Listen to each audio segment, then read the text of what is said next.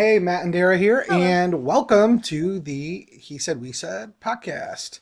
We're going through the Chosen Devotional, 40 Days with Jesus, and today is day 23.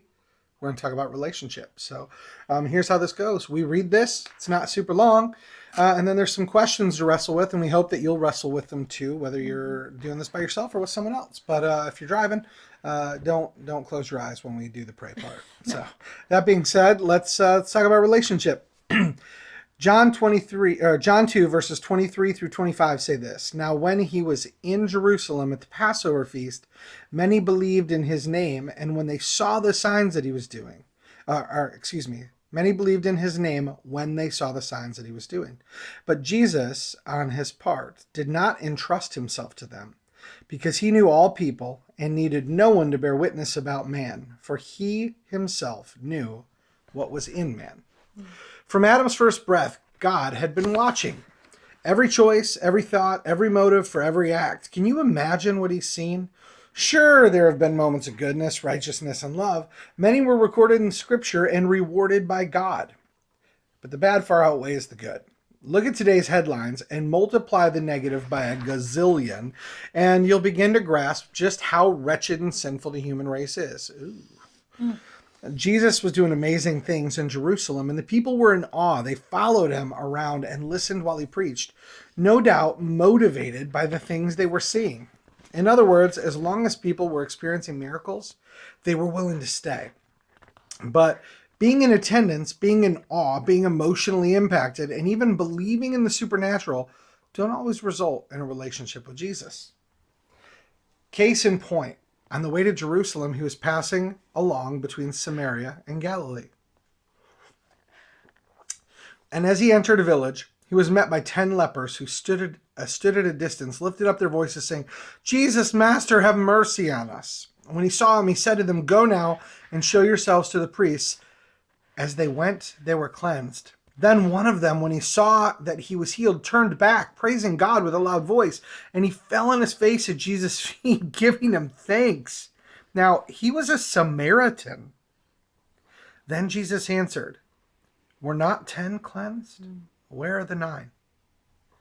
Was no one found to return and give praise to God except this foreigner? And he said to him, Rise and go your way. Your faith has made you well. You know what I just realized? I was going to hold this. Oh no, I'm going to drink it. You know what I just realized about that verse that I'd never noticed? Like I knew the, fact that he was a Samaritan, right? And the others didn't come back. But notice that after Jesus said this to him, right? He didn't say, now go. He didn't tell him to again go show himself. Mm-hmm. He just said, go your way. Yeah.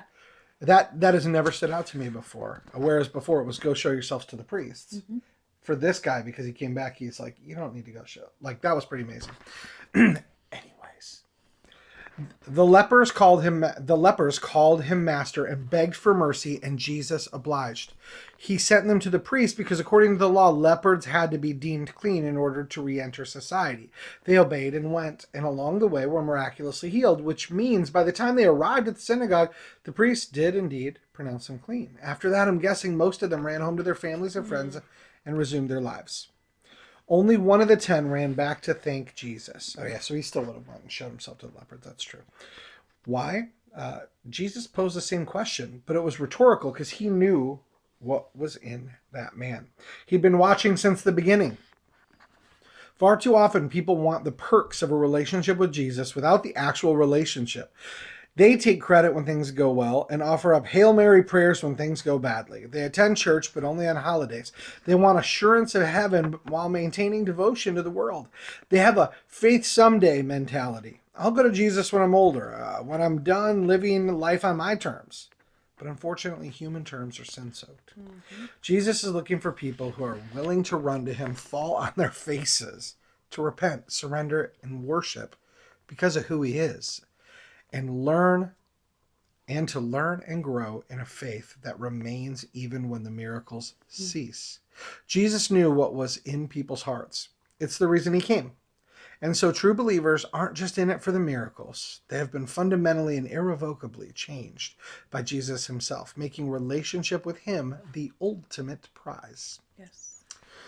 So today's prayer focus, we're going to pray together, and you can pray with your eyes open too if you're driving. It's cool. But if you're not familiar with prayer, if you're not comfortable, you don't know how to pray, prayer is just a conversation with the God of the universe. And sometimes you will hear him back, and sometimes you will not. But know that he always hears you. So pray with us. God, we thank you for the relationship that you offer us through Jesus. And God, we ask you not to leave us alone in this. Help us to be closer to you. Help us to draw closer to Jesus, and help us to do that as often as possible, Lord.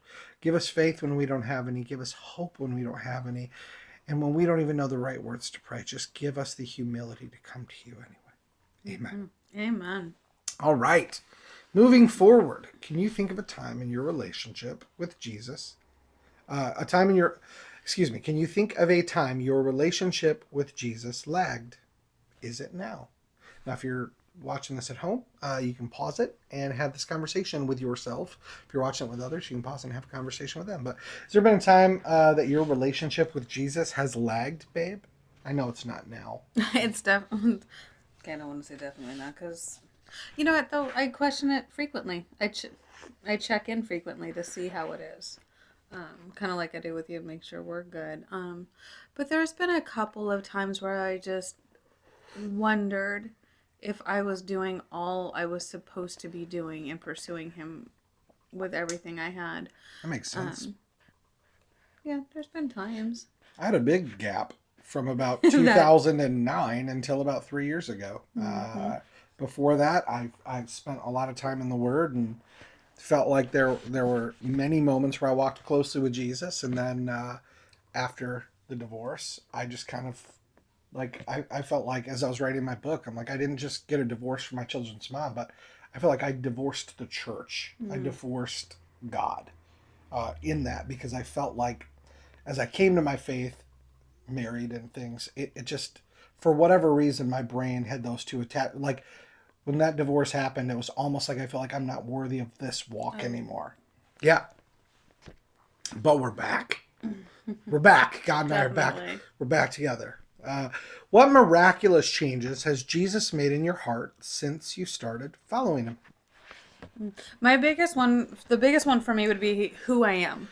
And you know that that's a huge passion for me is identity. And I had been told lies over where my value was and what my worth was and what I was good for and just who I was from the moment I entered this earth, I'm sure. And Jesus told me the truth.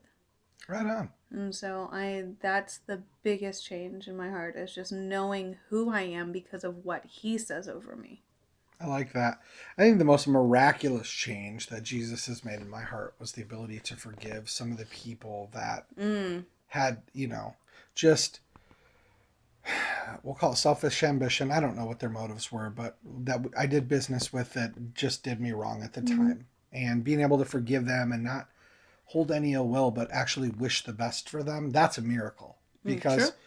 man, before getting back into this walk with him, all I wanted was for them to fail and be destroyed and reap the consequences of what they We did. had a couple conversations over your thoughts on that. Yeah, no, and I did. And so I would say that's the most miraculous thing is now I genuinely wish the best for them and hope that they'll be able to prosper. And I hope through that prosperity too, it creates a relationship with Jesus for them.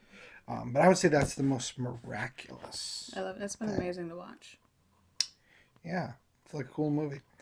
Moving forward, how can you embrace heart changes over physical ones? I guess that's probably an important thing to say. What does that mean, a heart change? Because some people, that could be very cliche, right? Sure. But a heart change would be like, I hate person X to I have pity for person X because of what they're going through that makes them make that choice. Empathy. And yeah, pity. It could be pity. It could be. I mean, it can only be empathy if you understand the position they're in. But sometimes you don't. But a heart change really just means like it's your outlook on life. I think in a lot of ways, and I'll just use forgiveness because I've been through it. But it's going from wishing someone horrible things. You know what? Actually, it kind of goes back to the Sunday sermon that I did today. To me, the heart change goes from wishing for condemnation to wishing for mercy and grace. Yes. Right? Like the woman caught in the act of adultery.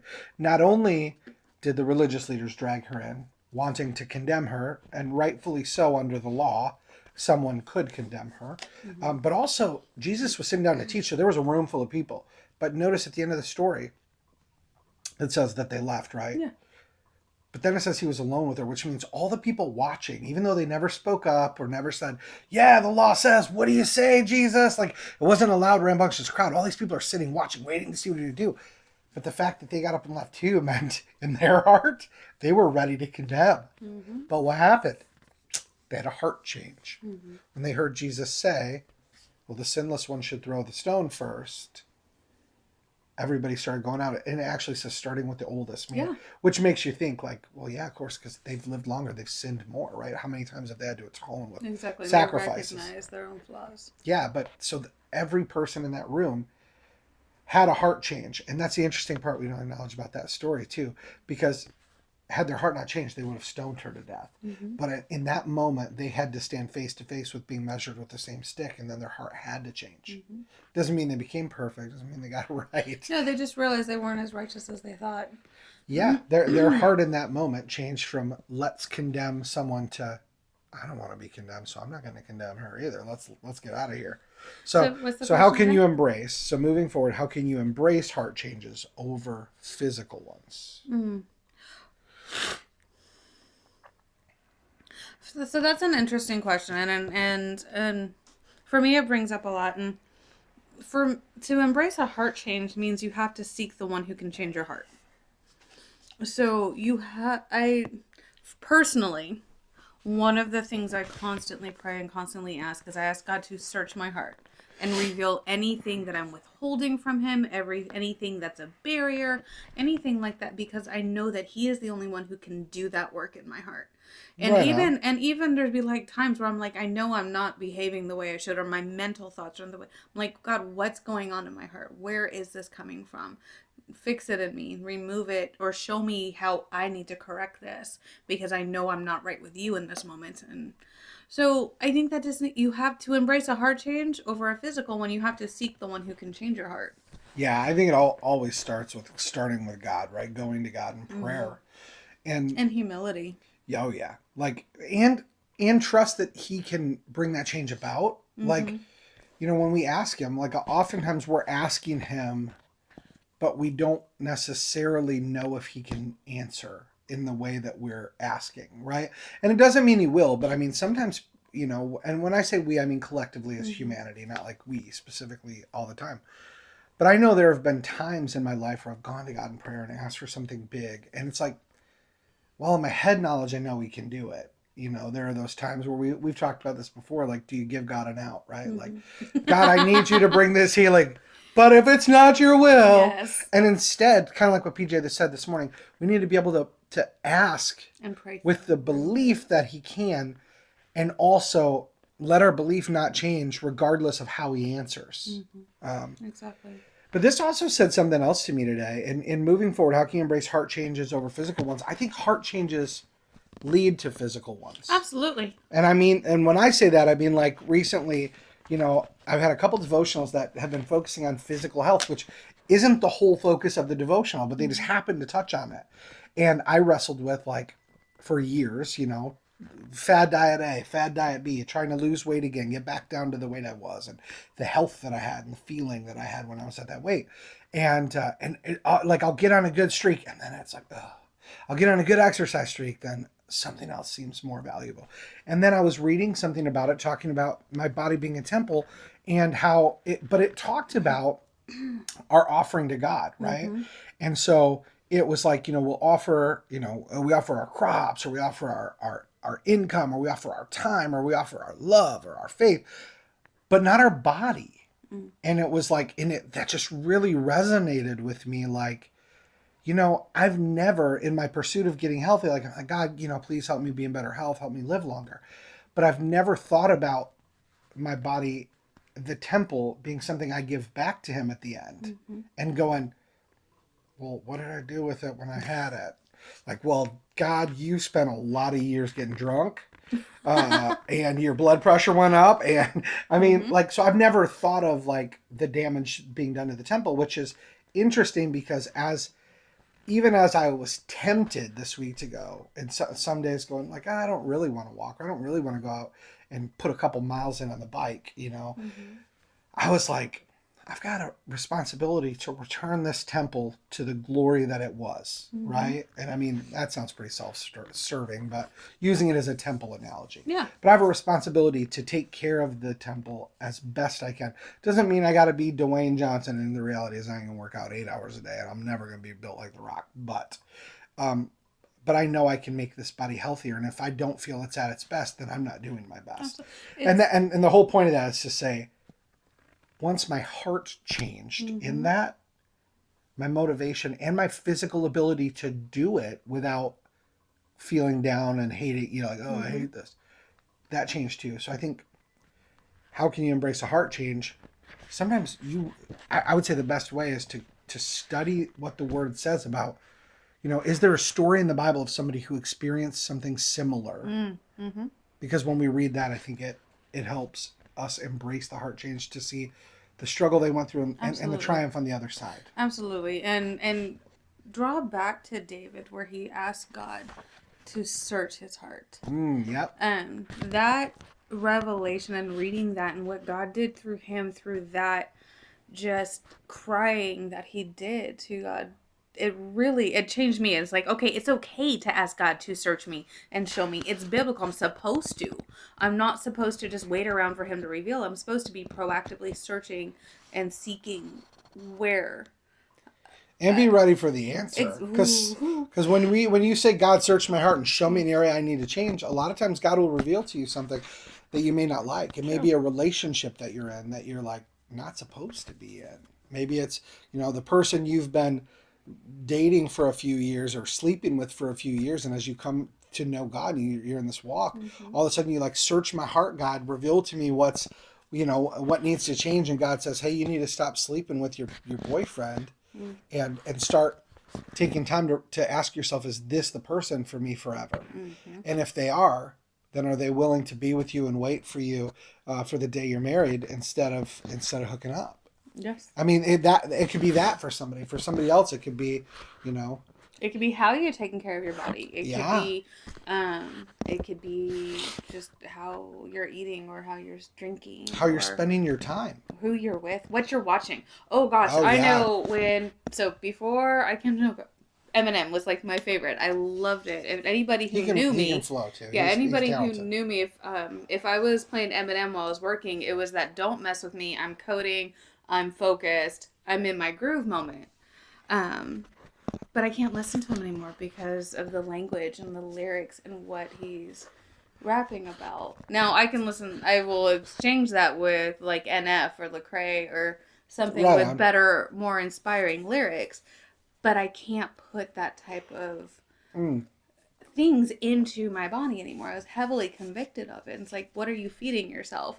And so it could be something you're consuming. And yeah, and that's where you search your heart and ask God, right? Like, I mean, at the end of the day, I think that's an important thing. We talk about that with like movies that we watch with Bella, right? Like we look and it's like, okay, if something's got nudity or like a theme in it that's just overtly not appropriate, we're not going to watch it with her. Exactly. We're not going to watch, like, that's not something for a teenager, because that's what she's about to be Happy Birthday Bella next month.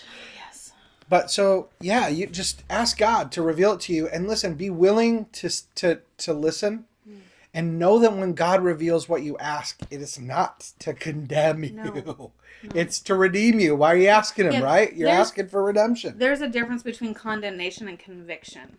One comes from the enemy because it's meant to make you feel guilty and bad about everything you're doing. Conviction is to help point you away from something that is wrong and point that out to you. Yeah, I mean, to convict is to like firmly believe. It's also to convince, right? Yes. Like, so if like, sometimes people go, well, I feel, I don't like the word conviction, because we think of like, somebody's convicted of a crime, right? Yeah, you show them guilty. Right. Here's the reality.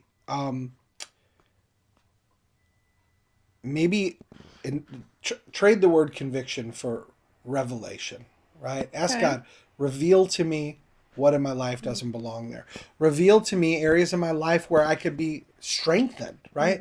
Ask God, like, don't be afraid. He's your Father in heaven. Yes. So just ask him and trust that whatever he reveals to you is because he wants the best for you, as my wife Yes. always says. Now, if you want to be really bold with this prayer, commit to yourself before you ask to do what he says. Oh yeah, come on. That's So good. make that commitment. I'm going to do, God, whatever you tell me, reveal to me, I will make this change. So please show me where I need to change for you, where I Yeah. need to draw closer to you, what's keeping me from you, where am I dishonoring you, where am I living apart from you. But make that commitment before he tells you. Yeah, and if you're somebody new to studying the Bible, you're somebody new to praying and asking God, also know this. Listen for God's small, still voice. And here's the thing, God's not the only one that wants your attention either. He's got an enemy who's got little minions running around that are also going to whisper in your ear. So as Dara's saying, in your boldness, be willing to do whatever God tells you. Make sure that whatever answer you feel God is, that you're getting, make sure that answer's from God. Yes. And then somebody might say, well, how do I do that? Well, read the Bible and learn who God is. What's his character? God's character in a nutshell is this. He's always true. He's always loving, and he's always seeking to redeem you. Yes. If you say, God, I have a problem with this person. They're a horrible person. They're a mean person. God, reveal to me what I need to do. God, show me the right path. If the voice you hear says, here, listen, you need to just go drop them. Just knock them out, clean their clock, and then they're never going to mess with you again. 9 out of 10 times, and I'm going to say 9 out of 10, 9 out of 10 times, that's probably not God talking to you. No. God will likely say, is there anything that you need to change in your heart toward this person? See, typically that's going to be a God-like response. Yeah. It's, God, do you need to forgive this person for their offense? Do you need to forgive them 70 times 7 if they're another Christ follower? Like, a lot of times God's going to reveal that, and then there might be the 1 out of 1,000 times where you're backed into a corner and God says, you need to be bold and stand up for yourself. But look at who God is and what his character is, and look at who Jesus is and what Jesus did. Jesus, all the way to the cross, looked for mercy and grace. And Jesus said, my people will know my voice. So the more you spend time with God, the more you hear his voice and the more you know his voice. Yes. And so Become one of his people. Exactly. Spend time in the Word. You'll know when it's God. Yeah, that's good. It That's takes good. some discernment, but you'll get there. You'll get there. You don't have to get right with God before you get with God. Just get with God. Let him worry about the get right part. Exactly. So, listen, thanks so much for watching. We appreciate you. We love you guys. Look, if we can pray for you, we would love to. You can send your prayer request. We can give you a much easier email address. Send your prayer request to support@jesusway.xyz. That's support@jesusway.xyz, and we will pray for you. If you want us to put it out on the podcast for others to pray for you as well, we will. So just support@jesusway.xyz. You can do it anonymous. You don't have to tell us your name. You can just tell us what you need prayer for. And we'd be more than happy to put it out there and let other people pray for you. If you need a Bible, yes, support@jesusway.xyz. If you need a Bible, we'll buy and ship you a Bible. Just give us your name and address and a phone number to put in for the shipping, so that way if they show up at your door and you're not there, they can call you. But put that stuff in there, let us know, and we will do that for you. No cost. This is not some free plus shipping. We'll cover the whole bill. And in case you didn't know, season 2 of The Chosen is coming out on Easter Sunday. Yes, we're not affiliated with them, but we love what they do. We love the way they tell stories. Exactly. And speaking of which, we're almost done with this. Ooh, if you want it. If you want it. And we're almost finished with the second one on our personal devotions. If you want either the first or the second, send us a message and we'll do a drawing on who we can give it to. That face is, I think maybe we could put something out there and get people to just put in their email address, and then we'll let the winner know they got it. Yeah. So listen to next week's podcast, and we'll give you a web address you can go to where you can Get this for free. And to get ready for Easter, go watch the first season of The Chosen before they come. Yes, Episode for it's season awesome. 2. Download the Chosen app. You can stream it. You can Chromecast it. You can send it to your Apple TV, your Roku, whatever. Download the Chosen app, and you can do it all for free. And if you want to help further the message of the Chosen, they have a great opportunity where you can pay it forward, and you can give there too. So thanks again for tuning in. No matter where you're at in your faith journey, listen, you're just one moment away from having a change of heart. And having a better relationship with Jesus. We love you. We'll see you. Bye-bye.